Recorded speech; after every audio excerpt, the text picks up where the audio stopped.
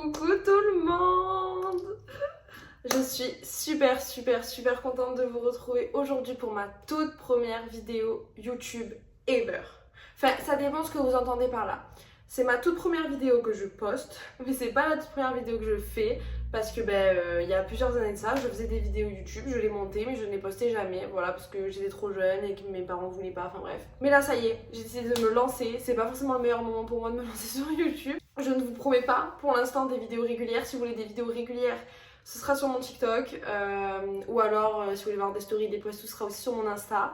Je vous mettrai tout dans la barre d'infos de toute façon. Bon, si jamais, pour ceux qui ne me connaissent pas, je m'appelle Émilie, j'ai 21 ans et je fais des vidéos sur TikTok de mode, lifestyle, un peu tout ce que j'aime. Et pareil, sur cette chaîne YouTube, ce sera pareil, je ferai que des vidéos que j'aime. J'essaie un petit peu de réfléchir au type de format que je peux faire sur YouTube. Pour l'instant, c'est vraiment pas encore acté, mais je le tente, écoutez, voilà. Et je me dis quoi de mieux pour commencer ma chaîne YouTube que ma vidéo sur ma rhinoplastie, parce que je sais que beaucoup de monde sont intéressés, je sais que ça touche beaucoup de gens. Donc je me suis dit au moins ça fera plaisir à la majorité. On se retrouve aujourd'hui pour le récit de ma rhinoplastie. J'avais fait un TikTok sur ma rhinoplastie en expliquant que j'étais assez déçue du résultat, bla bla bla.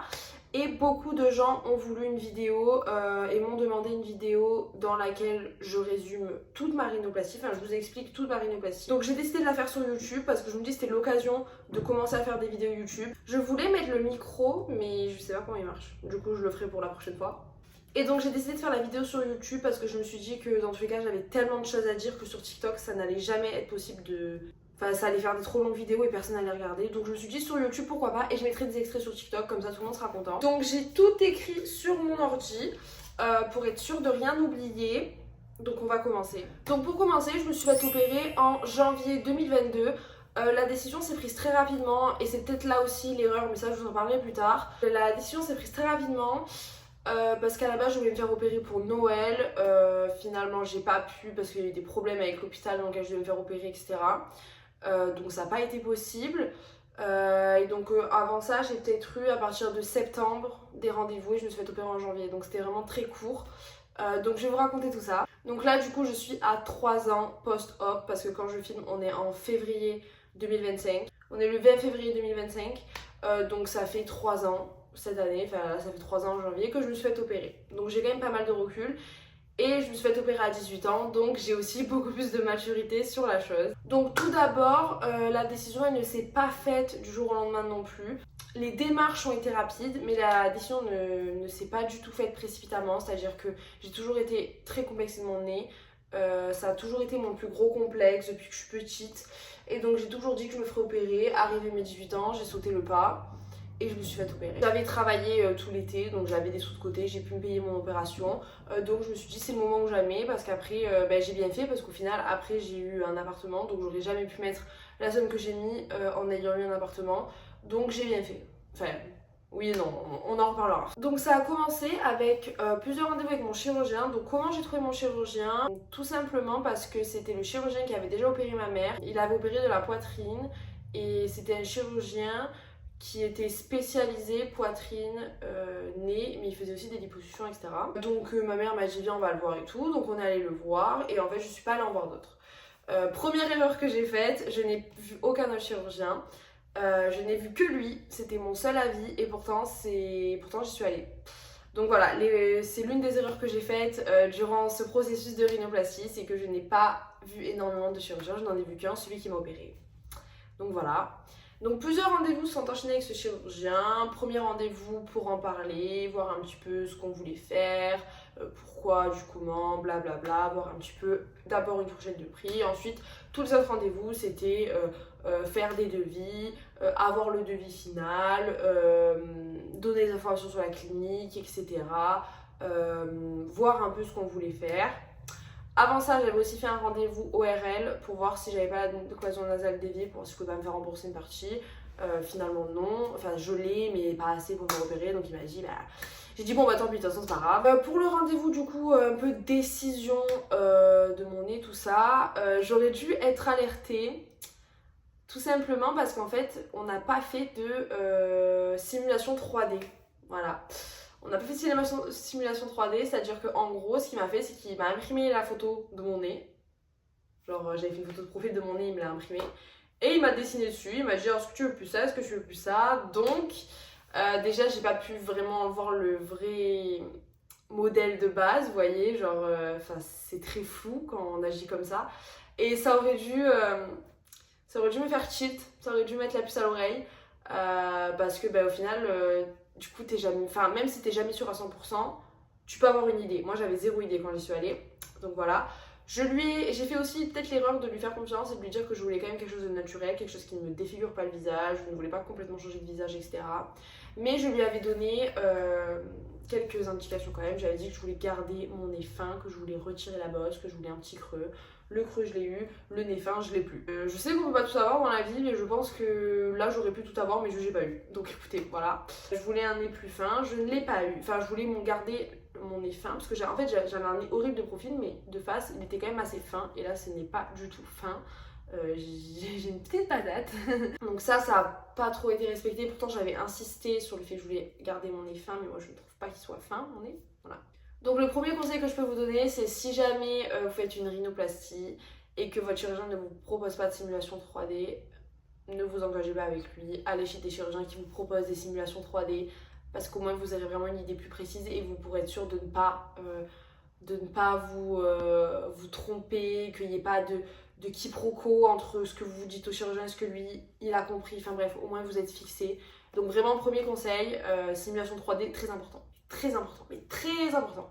Donc ensuite, vu qu'on était dans une période un peu toujours Covid, j'ai eu mon rendez-vous anesthésiste par téléphone. Donc voilà, juste il m'a demandé si j'avais des allergies, si j'avais des problèmes de santé, etc. Voir pour être sûr que je supporte l'anesthésie, parce que du coup une rhinoplastie c'est forcément sous anesthésie générale, sinon ça risque de faire un peu peur je pense, parce que j'ai pas envie de savoir, mais voilà.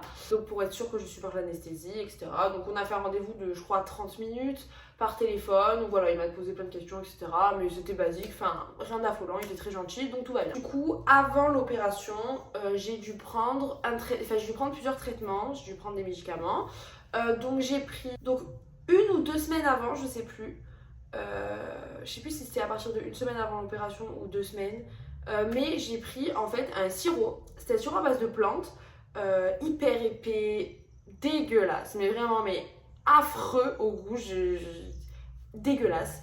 Mais j'ai dû prendre un sirop pour en fait aider, je crois, au sang. Enfin, je sais pas vraiment. Je sais pas si c'était pour un petit peu aider le sang à mieux coaguler ou à mieux circuler, ou peut-être le désépaissir. Enfin, je sais pas. Bref, j'ai dû prendre ça pendant 1 ou 2 semaines avant l'opération, tous les matins à jeun. Je devais prendre un shot de sirop dégueulasse. J'ai cru mourir à chaque fois.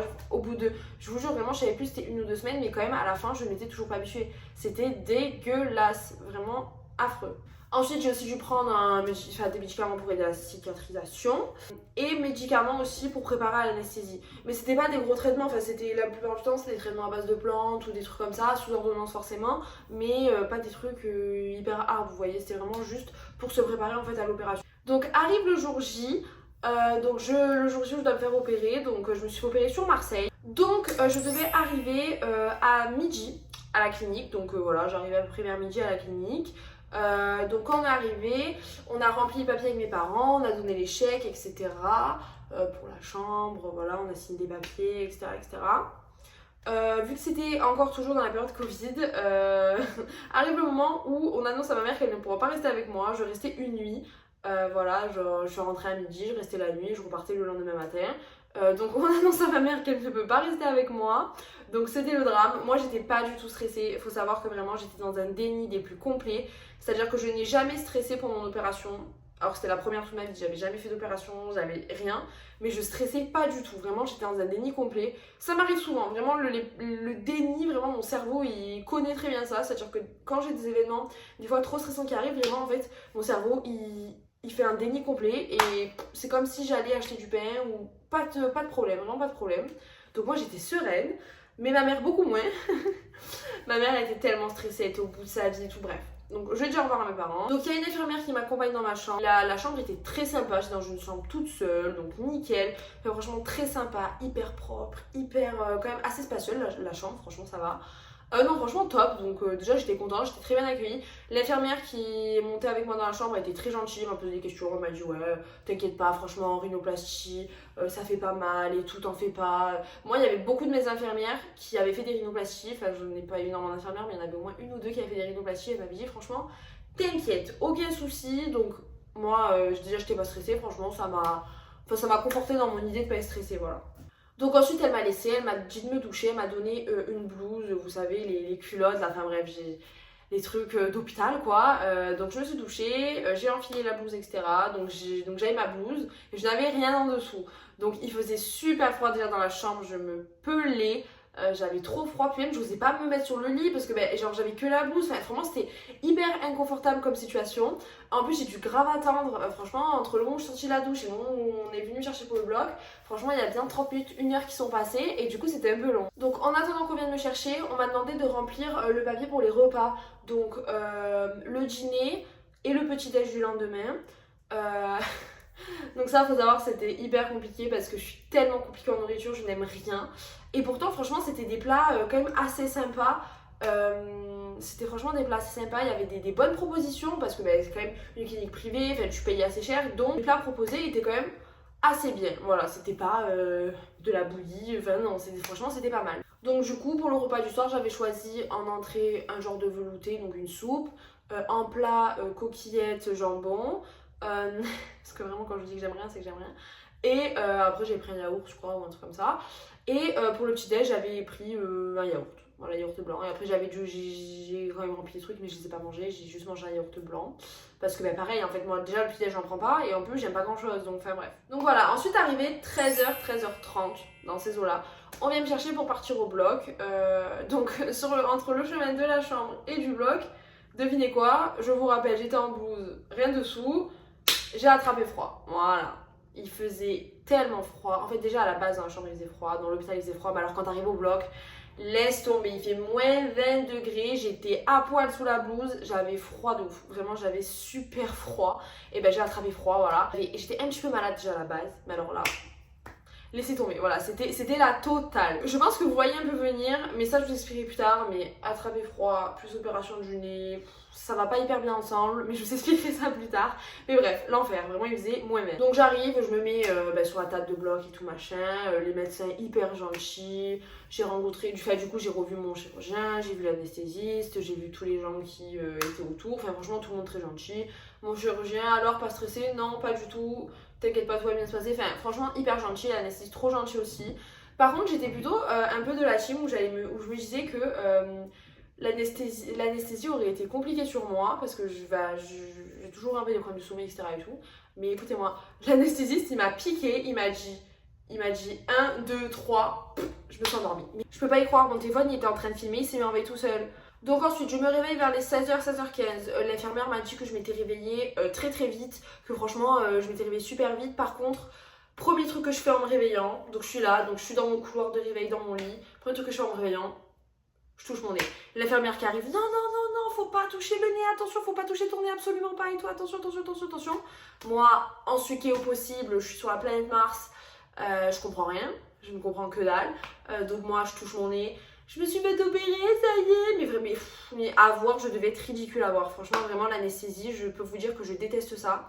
C'est vraiment une sensation que je déteste. Donc, du coup, ça s'est encore éteint. Donc, j'en étais au moment où je disais que l'anesthésie, franchement, c'est pas du tout fait pour moi. Moi, je suis très contrôle fric. Je dois avoir le contrôle sur tout. Donc, je déteste ne pas avoir le contrôle de toutes mes capacités, enfin voilà, je détestais, j'arrivais même pas à ouvrir un œil, enfin c'était vraiment une cata. Bref, ensuite je remonte dans ma chambre, quand je remonte dans ma chambre, je suis encore en suquet pendant bien 30 minutes, 1 heure, on m'annonce que je ne peux pas boire pendant encore 2 heures, donc sachant que vraiment j'avais très soif, parce que j'avais très très mal à la gorge, j'avais la gorge super sèche, parce qu'en fait quand tu te fais opérer, t'as le tube dans la bouche, du coup t'as la bouche ouverte toute l'opération, donc vraiment j'avais trop mal à la gorge, c'était un enfer.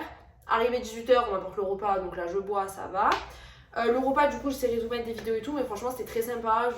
Franchement, on était plutôt bien servis, donc tant mieux. Mais j'ai pas du tout pu trop manger. J'ai mangé un peu de soupe, j'ai mangé un peu des coquillettes au jambon, mais pas grand chose parce qu'en fait, déjà, j'arrivais pas à respirer parce que j'avais le rhume du coup et j'avais les mèches, donc impossible de respirer. Donc manger et pas respirer, enfin, c'est hyper compliqué. Puis même, par exemple, j'ai mangé la soupe, mais quand je mangeais la soupe, j'avais la compresse qui était là, qui dépassait sur ma lèvre, donc du coup, ça trempait dans la soupe. Enfin bref, c'est une catastrophe. Pareil, à ce moment-là, je commençais à saigner et je ne me suis plus jamais arrêtée de saigner. C'est-à-dire que j'ai saigné toute la nuit, je pissais le sang, ça s'est pas arrêté. Donc après que j'ai fini de manger, on vient me changer la compresse parce qu'elle était pleine de sang et qu'elle était pleine de soupe aussi, donc il faut me la changer au bout d'un moment. Vers 21h40, on m'a encore changé la compresse, donc c'était la deuxième ou troisième fois parce que pareil, je faisais que saigner. En plus à ce moment-là, en attendant qu'on me change la compresse, j'étais là, j'avais rien, j'avais pas de serviette ni rien sous la main. Tout seul truc que j'avais sous la main, c'était un masque, vous savez, Covid, là, un masque chirurgical. Je l'ai pris, je l'ai mis sous ma compresse parce qu'en fait, tellement ça saignait, ma compresse, tellement elle transperçait qu'il y avait de sang que ça saignait, ça goûtait. Sauf que j'avais pas envie que ça goûte sur les draps ou sur ma veste ou quoi. Du coup, je mettais le masque comme ça, donc j'étais comme ça avec mon masque. L'infirmière, quand elle arrivait me changer le pansement, j'étais comme ça avec mon masque sous ma compresse, la pleine de sang, le masque. Franchement, les infirmières, elles devaient en avoir trop marre de moi, vraiment, c'est fou. Vraiment la lourde de service. Là j'avais des bleus qui commençaient à apparaître à ce moment-là aussi à peu près, parce que normal forcément les hématomes commençaient à apparaître, mais pas de douleur. Franchement pas de douleur, ça va, tout est nickel. Ensuite vers 22h30 on me rechange encore la compresse, puis après vers 23h40 on vient encore me rechanger les compresses, donc cette fois-ci on me la double, on me la triple, donc c'est-à-dire qu'on va mettre 2 ou 3 compresses pour l'épaisseur, et par contre là ils m'ont dit bon bah on va te perfuser quoi, parce que c'est pas possible. Donc ça pardon c'était vers 23h. Qu'elles m'ont perfusé, qu'elles m'ont triplé la compresse, c'était vers 23h. Donc elles m'ont perfusé tout ça et tout, parce que je saignais beaucoup trop. Après, du coup, arrivé 23h40, donc 40 minutes après la perfusion, on m'a encore changé la compresse parce que je saignais encore comme pas possible. Cata. Ensuite, arrivé minuit, l'infirmière elle arrivait, elle m'a dit bon Émilie, dodo. Voilà, c'était l'heure de dormir, mais en attendant, du coup, depuis que je finissais de manger, je regardais des séries, je faisais du colorage, je m'occupais comme je pouvais, mais j'avais pas du tout sommeil, mais elle m'a dit dors quand même. Donc en gros, elle m'a donné un médicament pour dormir, elle m'a dit de baisser mon lit, on a éteint la lumière et tout, elle m'a dit tu dors. Je dis bon bah j'ai pas d'autre choix, de toute façon j'ai pas le choix, donc on va faire semblant au pire. Et franchement pendant la nuit j'ai pas énormément dormi, hein. J'ai fait que somnoler, j'ai pas du tout dormi, c'était impossible, je respirais pas, j'avais pas du tout sommeil, enfin c'est impossible, vraiment dormir quand tu ne respires pas, ne serait-ce qu'un petit peu, c'est un enfer, vraiment c'est un enfer. Et les médicaments pour dormir ils ont pas du tout marché, voilà. Moi les médicaments pour dormir, après c'était pas un médicament hyper fort, parce qu'ils pouvaient pas me donner des médicaments trop forts, mais franchement ça n'a pas marché, donc vraiment j'ai pas dormi. Donc ensuite vers 4h je me suis réveillée définitivement, voilà vers 4h du matin je me suis réveillée définitivement parce que j'arrivais pas à dormir, ça me saoulait, donc j'ai dit c'est bon je me réveille quoi, donc je me suis réveillée définitivement. Je saignais toujours, à 4h quand je me suis réveillée je saignais toujours, j'avais même genre vraiment des caillots de sang et tout dans la compresse tout, enfin j'avais encore pissé le sang quoi, je saignais toujours. Et par contre là vraiment je commençais à voir les réels gonflements de mon visage, j'avais le visage qui vraiment avait doublé de volume, il avait grave gonflé, j'avais des bleus qui étaient apparus genre encore plus sur mon visage et tout, donc vraiment quand j'ai pris mon téléphone, la tronche que j'avais, je vous raconte même pas, enfin franchement catastrophe. Ensuite vers 7h, le chirurgien il arrive pour m'enlever les mèches, donc ça va en vrai, il arrivait quand même assez tôt, il m'enlève les mèches, franchement ça fait pas mal, aucune sensation, juste vraiment quand je vous dis que les mèches elles étaient trempées de sang, c'était pas une blague, genre vraiment, mais aucune sensation. Par contre du coup ça m'a quand même libérée parce que malgré le fait que j'étais enrhumée, genre je respirais quand même un peu mieux sans les mèches, donc vraiment ça m'a libérée. J'ai une photo des mèches mais je vous montre pas parce que vraiment c'était dégueu, enfin c'était une catastrophe. Et après du coup arrivé vers les 8h, mon père il est venu me chercher, donc j'ai vite mangé mon yaourt, j'ai pris mon petit déj, j'ai fini mes affaires et je suis rentrée chez moi. Donc ensuite vers 9h j'arrive chez moi, à 10h j'avais déjà encore bien gonflé, c'est-à-dire genre je gonflais tellement. J'étais tellement en train de gonfler, mes yeux étaient tellement en train de gonfler que j'avais les yeux ouverts, mais déjà on voyait pas qu'ils étaient ouverts et en plus je voyais tout fou, c'est-à-dire que je ne voyais rien. En fait je pouvais plus voir parce que j'étais tellement gonflée que je voyais que dalle faire. C'était une catastrophe. Et par contre arrivé les 16h, là j'étais à mon prime du gonflement, c'est-à-dire que vraiment c'était le moment où j'étais le plus gonflée dans tout mon processus. Je vais vous mettre une photo. C'est catastrophique, j'étais hyper gonflée, j'étais défigurée complètement. C'était une cata. Donc après le lendemain de mon retour à la maison, j'étais toujours autant gonflée, j'avais pas spécialement dégonflé. Mais par contre les bleus ils devenaient jaunes, c'est-à-dire que mes bleus, genre au lieu d'être foncés, ils commençaient un peu à jaunir, très légèrement, mais ils jaunissaient un peu. Par contre la nuit j'avais super mal dormi, franchement j'avais trop mal dormi, en même temps je devais dormir assise, je respirais pas, enfin... J'avais trop mal dormi, pourtant j'avais pas dormi la nuit d'avant, mais là j'ai mieux dormi que la nuit d'avant, mais c'était toujours pas une vraie nuit. Donc après j'avais des bleus qui étaient apparus sur les paupières pendant la nuit, toujours pas spécialement mal, le nez qui commençait un petit peu à se déboucher, mais c'était vraiment hyper léger, mais bon moi je prenais tout ce qui était à prendre, vous voyez. Vers 16h à peu près, donc du coup le lendemain que j'entrais à la maison, donc voilà, je commençais un petit peu à dégonfler du visage, voilà, petit à petit ça dégonflait un petit peu. Et par contre vers 22h j'ai fait une grosse crise d'angoisse parce qu'en fait je pense que j'avais un petit peu un retour d'opération, vous voyez un peu le déni qui redescendait, et puis j'avais tellement mal au dos que ça m'a déclenché une crise d'angoisse, genre parce qu'en fait je dors sur le dos, du coup vraiment ça fait un mal de chien, enfin bref. Donc j'ai fait une crise d'angoisse, mais après ça allait mieux. Ensuite le 21 janvier, donc encore le lendemain, j'avais en fait tout mon gonflement donc de là qui était descendu en bas du visage. Donc en fait j'avais tout le bas du visage gonflé, on aurait dit un hamster. On aurait dit on n'avait pas dit que je m'étais fait le rhino, on aurait dit que je m'étais fait les dents de sagesse tellement j'étais gonflée, genre debout là comme ça, un hamster genre. C'est vraiment, c'était tout descendu en fait. Donc, du coup, le 24-25 à peu près, mon visage il avait bien dégonflé, enfin il était toujours gonflé. Par contre, les bleus étaient presque tous partis, sauf il me restait deux bleus assez foncés en bas des cernes, mais eux ils sont restés 2-3 mois faciles. J'avais beau mettre les crèmes qui m'avaient été prescrites par le chirurgien et tout, ils ne partaient pas. C'était vraiment des bleus, ils sont restés genre bien 2-3 mois sur mon visage, c'était insupportable. Et puis après niveau mental, bon j'avais pas trop la forme, j'avais mal au dos que j'en pouvais plus, enfin c'était pas facile. Ensuite le 26 janvier, l'infirmière elle vient m'enlever les points. On avait du mal à les trouver au début, on savait pas trop où ils étaient, donc en fait elle m'a carrément enlevé le plâtre. Alors écoutez, moi j'ai eu mal, mais le plâtre il était soudé à mon nez, mais soudé, elle a galéré à me l'enlever, ça m'a fait super mal. Moi j'ai pas voulu voir mon nez quand même enlevé le plâtre, j'ai pas voulu voir, je voulais éviter le truc, j'ai pas voulu voir. Mais voilà, donc après on a découvert qu'ils étaient là, du coup elle me les a retirés, ça faisait pas mal. Franchement, pas de douleur au niveau des points. Par contre, vu que c'était sur le nez, que c'était en plus là et tout, ça m'a fait pleurer, ça m'a fait éternuer, enfin normal. Ensuite, le 28, j'ai eu mon rendez-vous chez du coup le chirurgien. C'était une semaine et demie post-op et du coup il m'a levé le plâtre. Voilà, il m'a levé le plâtre, j'ai pas du tout aimé mon nez, mais je lui ai pas dit. Parce que ben voilà, il fallait encore que ça dégonfle et tout, mais j'étais dégoûtée. J'ai pas du tout aimé mon nez, j'étais dégoûtée, j'avais envie de pleurer tellement je suis rentrée chez moi, j'ai fait la gueule à tout le monde. Mon père il est venu me chercher, je lui ai fait la gueule, je parlais pas, je faisais la gueule, j'étais mais vraiment dépitée. Après de toute façon j'ai montré mon nez à mon père, à ma mère, tout le monde me disait mais non il est bien, moi j'étais en mode non, je déteste. Arrivé le 1er février, c'était mon retour à la fac, ça faisait depuis que je m'étais fait opérer que j'y étais pas allée, donc ça faisait je sais pas 2-3 semaines. Bon j'avais rattrapé les cours parce que j'avais des copines qui m'envoyaient les cours, donc je les rattrapais au fur et à mesure. Mais du coup je retourne à la fac, donc je remettais mon plâtre en fait à chaque fois que je dormais et à chaque fois que je retournais à la fac, voilà, parce que fallait que ça protège mon nez. Par contre je trouvais ça bizarre, mais le chirurgien ne m'a pas donné de strip. En fait il m'a juste dit mets ton plâtre la nuit quand tu dors et quand tu sors. Mais par contre, il m'a pas donné de strip pour, vous savez, tenir le nez, genre tenir la pointe et tout. Et tout ça, tout le monde en a normalement. Donc ça m'a paru bizarre aussi, ouais, sur le moment. J'étais un peu inquiète, ouais, j'étais comme ça quoi. Après, petit à petit, je commençais à faire ma vie, je commençais à me remettre. J'avais même fait un stage de danse. Voilà, j'avais quand même appelé mon chirurgien avant de faire ce stage pour demander si c'était bon et tout. Il m'a dit oui, t'inquiète, c'est bon, juste faut faire attention. Faut faire attention à pas te mettre de coups, mais sinon ça va. Enfin voilà, j'avais demandé aussi au téléphone s'il y avait des astuces pour le dégonflement, il m'a dit non. Il m'a dit non, j'ai dit bah super. Donc même pas de massage, même pas de drainage.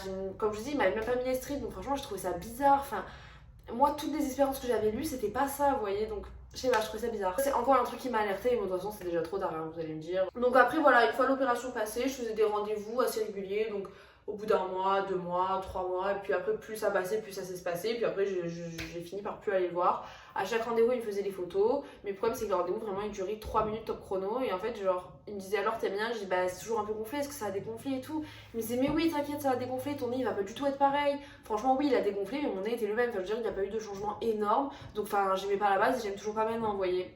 Donc enfin en fait j'ai l'impression qu'il m'a un peu endormi vous voyez, genre en mode...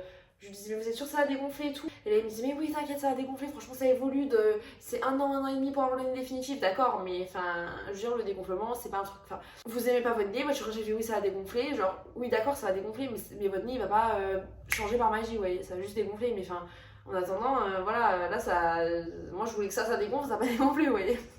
Donc bon, mais voilà du coup les rendez-vous ils duraient vraiment pas longtemps, donc enfin en fait je sais pas, plus ça passait plus j'étais là en mode tu vois alors j'étais fatiguée, ouais. Et donc pour maintenant un petit peu le suivi du coup avec du recul, 3 ans après en ayant pris la maturité, voilà mon nez j'aime toujours pas. En fait le profil est bien mais moi ce qui me dérange c'est vraiment le bout, genre j'ai une pointe hyper épaisse et en fait il m'a pas travaillé la pointe j'ai l'impression, je vous mettrai un avant après. Mais il m'a pas travaillé la pointe, j'ai l'impression en fait il m'a travaillé le creux mais j'ai l'impression que la pointe il a pas travaillé, donc ça fait qu'en fait j'ai plus du tout mon nez fin d'avant et j'ai une grosse patate là au bout du nez, enfin je suis pas fan du tout. C'est pas ce que je voulais. D'ailleurs, ça, je vous l'avais pas dit, j'ai complètement oublié, mais j'ai payé à peu près 5 000 €. Voilà, j'ai payé à peu près 5 000 €. Et enfin, désolée, mais genre 5 000 € à 18 ans que je sortais de ma poche, je m'attendais à mieux.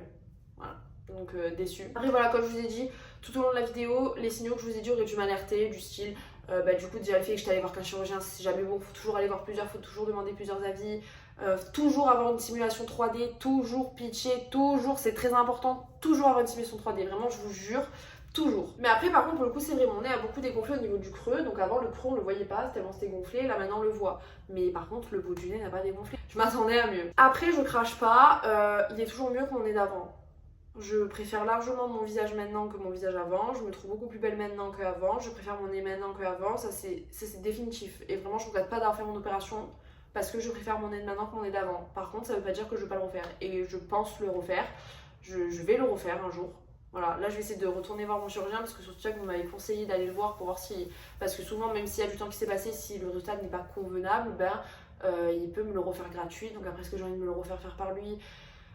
Voilà, et même franchement genre c'est une opération quand même hyper contraignante et je sais pas si j'ai envie d'y repasser de sitôt, enfin en fait je sais pas, et puis même j'ai pas les sous de toute façon, en tous les cas j'ai pas les sous, si je dois repayer 5000 €, je peux pas, financièrement je peux pas. Donc à voir dans le futur si je me referai opérer, mais c'est sûr que je me ferai opérer, après j'espère le faire avant mes 30 ans quoi, enfin ça j'ai 22 ans là dans 3 mois donc ça va, je suis jeune encore. Mais voilà, j'aimerais bien après qu'on n'en parle plus, vous voyez. Le faire encore maintenant que je suis jeune et après on n'en parle plus. Donc désolée, la luminosité a changé parce qu'en fait là il commence à faire nuit donc j'ai mis le flash. J'espère que ça vous gênera pas trop parce que... Et là du coup je m'étais dit que je pouvais vous faire un petit peu mon retour d'expérience. Voilà, donc je vais vous donner mes conseils, etc. par rapport à mon expérience. Donc 3 ans plus tard, avec forcément 3 ans de plus du coup, j'avais que 18 ans donc maintenant je suis un peu plus mature, etc. Donc tout d'abord, c'est une opération très contraignante. Ça je peux pas vous le cacher, c'est une opération très contraignante parce qu'on doit dormir sur le dos pendant un mois et demi après l'opération. Voilà, on doit faire très attention à ne pas se prendre de coups, enfin vraiment très attention. Puis même, comme je vous dis, le moment de l'opération c'est très contraignant parce que avec les mèches, etc. Enfin, c'est une opération contraignante, mais pas douloureuse. Bien choisir son chirurgien, voilà, pitié s'il vous plaît, choisissez bien votre chirurgien. Ne faites pas comme moi, essayez d'aller demander plusieurs avis, de voir plein d'autres chirurgiens, enfin voilà, faites le nécessaire, n'allez pas trop vite, vraiment bien, choisissez bien votre chirurgien parce que c'est la clé, c'est le plus important. S'il ne vous fait pas de simulation 3D, partez en courant, vous lui dites no way, c'est pas possible, genre vraiment, voilà, vraiment choisissez très bien votre chirurgien. Marchez à la confiance, si il vous inspire pas confiance, partez pareil, enfin ne faites pas forcément attention aux avis des uns et des autres, faites-vous votre propre avis et choisissez très bien votre chirurgien, soyez sûr de vous, voyez plusieurs personnes, voilà, ne soyez pas pressés, s'il vous plaît les filles, c'est hyper important parce que sinon vous allez regretter. Parce que moi, si je devais vous donner mon retour d'expérience, si j'avais dû recommencer, refaire les choses, j'aurais fait les choses autrement, j'aurais pas pris ce chirurgien et j'en aurais vu plusieurs. Voilà, j'aurais pas fait les choses comme ça. Après, c'était aussi un concours de circonstances, parce que le truc, c'est que c'était le seul moment où je pouvais me faire opérer, et sinon, j'aurais pas pu, parce que là, genre, typiquement, maintenant, j'ai un appartement, puis j'ai la fac qui me prend un temps monstre, puis, enfin, j'ai moins d'argent, enfin, voilà, c'était vraiment le moment propice pour le faire, donc, je me suis précipitée, j'aurais pas dû, mais... Enfin, en vrai, oui et non, parce que j'aurais pas dû, comme je l'ai dit, je préfère mon nez de maintenant, je préfère ma tête de maintenant, donc, voilà, c'est un petit bien quand même, c'est un peu positif. Mais voilà, prenez votre temps... Et vraiment, faites-le au feeling et faites-le au ressenti. Et comme je vous ai dit, simulation 3D, hyper important. Et aussi, du coup, ça va un peu avec le fait de prendre le temps, mais soyez vigilants aux signaux que moi, j'ai pas vus. Comme je vous ai dit, la simulation 3D, le fait que ce soit pas un chirurgien quené, le fait de pas être en aller voir d'autres, le fait qu'il m'ait pas forcément écouté 100%. Enfin voilà, c'est que des signaux hyper importants. Donc faites attention aux signaux auxquels moi je n'ai pas capté, enfin qui m'ont pas fait tilter sur le moment parce que je m'y connaissais pas, j'avais 18 ans, j'étais crédule, donc écoutez, my bad. Comme je vous ai dit sur TikTok, vous allez me dire oui pourquoi tu lui as pas dit que ça te plaisait pas et tout. J'avais 18 ans, tous mes rendez-vous je ne pouvais les faire que toute seule parce qu'en fait c'était Covid donc j'avais pas le droit d'avoir des accompagnants. Donc ma mère ne peut pas venir avec moi, donc j'étais moi, 18 ans, n'ayant jamais fait d'opération, ne m'y connaissant pas du tout, face à un chirurgien qui me dit mais non t'inquiète j'ai bien fait mon travail, ça va dégonfler, y a pas de soucis, enfin vous voulez que je fasse quoi, enfin j'étais jeune, j'avais 18 ans, j'étais toute seule, enfin malheureusement je peux pas revenir en arrière et ça s'est passé comme ça, donc pas la peine de me blâmer, voilà, faut me comprendre, voilà, faut me comprendre. Je vais essayer d'aller le revoir un peu cet été pour discuter de ça avec lui, mais voilà. Donc voilà, c'était tout pour cette vidéo, j'espère que c'était pas trop brouillon, j'ai noté toutes mes idées et tout, mais vu que j'ai dû refilmer 1 million de fois, j'espère ne pas avoir oublié d'éléments et ne pas m'être trop éparpillée, d'avoir quand même réussi à rester bien chronologique et vous dire toutes les infos. Si jamais de toute façon vous avez des questions, n'hésitez pas à les mettre en commentaire, je vais répondre à tous les commentaires, donc n'hésitez pas à me dire vos questions. Si c'est pour me demander quel chirurgien m'a opéré, je ne vous le dirai pas. Voilà, désolée, mais je ne divulguerai pas le nom du chirurgien. Voilà, je préfère que ce soit pour vous conseiller ou pour vous le dire de fuir, je ne dirai pas son nom. Donc voilà, je ne vous dirai pas le nom de mon chirurgien. Mais si vous avez toute autre question, n'hésitez pas. Le chat qui veut sortir de sous la couette. Mais Malo, t'es où là? Tu dis bonjour? Tu dis bonjour, mon amour? Coucou, coucou. Bon, bref, donc du coup voilà, j'espère que ça vous a plu. Comme je disais, du coup là c'est une période un peu compliquée, je suis en L3 de droit, master, etc. Donc je vais quand même essayer de vous faire des vidéos, mais je suis pas sûre d'être régulière, je suis pas sûre que ce soit très fréquent. Mais du coup, quand même, si ça vous a plu, n'hésitez pas à vous abonner. N'hésitez pas aussi à me mettre en commentaire les vidéos que vous aimeriez voir. Si jamais vous voulez que je fasse des FAQ, posez-moi les questions en commentaire. Si jamais vous voulez que je parle de mes études, là j'ai quelques vidéos en tête, mais je sais pas quand est-ce que je pourrais les filmer. Mais n'hésitez pas quand même à me donner des idées dans les commentaires, puisque comme ça, dès que je pourrai filmer, je le ferai. Sans problème. Et voilà, j'espère que voilà, que ça vous a plu, qu'on aura pu un petit peu parler de ça ensemble et que ça vous aura plu de passer un petit moment avec moi en train de parler de ça. En tout cas, moi ça m'a fait vraiment trop plaisir de vous faire cette vidéo parce que c'était un retour d'espérance que j'avais vraiment envie de faire. Donc j'espère que ça vous aura aidé et que vous auriez pu prendre certains de mes conseils en considération, notez-les, très important. Et voilà.